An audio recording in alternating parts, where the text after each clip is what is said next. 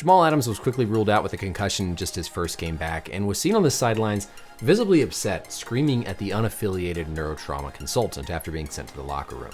Welcome back, everybody. I'm Dr. Brian Sutterer. My goal in this channel is to help teach you about the medical side of the sports world. And I've been the first to be very critical of the NFL with how they've handled concussion stuff, especially last year with Tua. But the situation tonight with Jamal Adams, I think, needs to be applauded, especially the restraint that the neurotrauma doctor showed. But this was the play where all this transpired, and we could see here basically Adams was down on the field, initially a little bit motionless, but the concerning part here was as he got up, we could see how he was stumbling. He was having a hard time getting up, getting to his feet, and then ultimately as he was walked off the field, he had to be supported by a couple of the medical staff.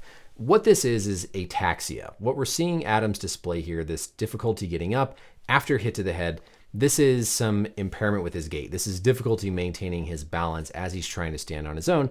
And this is one of the recent things that was added to the concussion protocol as a clear no-go sign, something that we see happen on the field, which no matter what else we see in their evaluation, they're done. It's concussion. They've been ruled out for that game. After he was taken back to the medical tent, we then saw Adams visibly upset, shouting at this gentleman here in the red hat, who is the unaffiliated neurotrauma consultant, or the UNC as they describe them.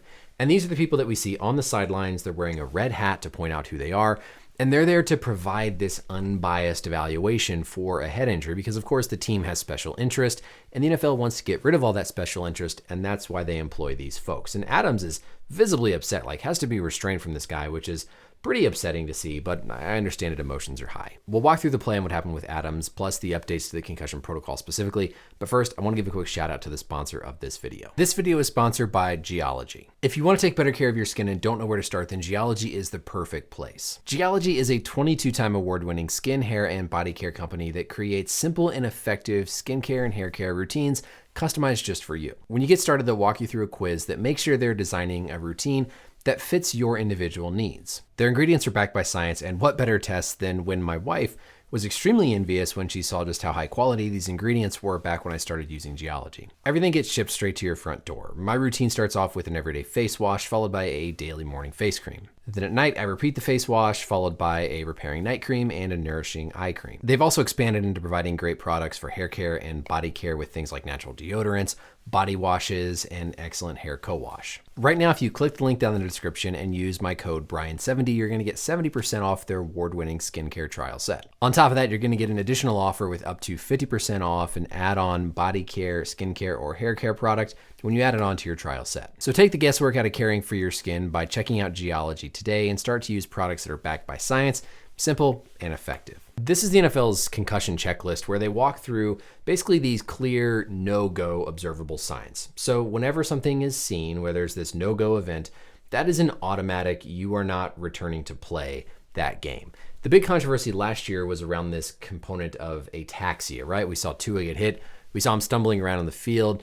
The team tried to say that it was orthopedic in nature, but now they've been more clear about this ataxia. This is difficulty with balance. This is difficulty walking. This is the stumbling that we see on the field after there's been a head injury like we saw with Adams. And as soon as I saw this play, my first thought was, I really hope they get this right because this was a clear change in the protocol and a clear time where a player getting hit in the head, stumbling on the field, they need to be ruled out. It doesn't matter what the evaluation shows back in the tent or back in the locker room. On the play, this occurred. Number one, we see Adams lower his head, right? Anybody who's played football, you know that an important part of teaching proper tackling is don't lower your head. When you lower your head, you lose the normal curvature of your neck, which puts you more at risk of cervical spine injuries.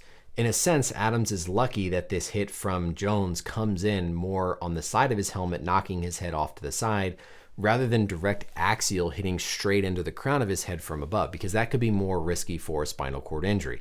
So again, young folks out there playing football, don't lower your head when you're trying to go in for a tackle, because not only do you put yourself at risk of something like a concussion, but you put yourself at more risk of something like a spinal cord injury because you take away your neck's natural ability to try and protect itself from these loads. So there's no mystery, number one here, that we see a mechanism concerning for a head injury. That's kind of the first part of all this. Teams are now reviewing footage. And so when we see somebody get kneed in the helmet, like what happens with Adams here, we see them display that difficulty with balance on the field, we know we have to be worried about a concussion. And like we said, it's a clear no-go. We got to give this guy props, this independent consultant here, because imagine standing there.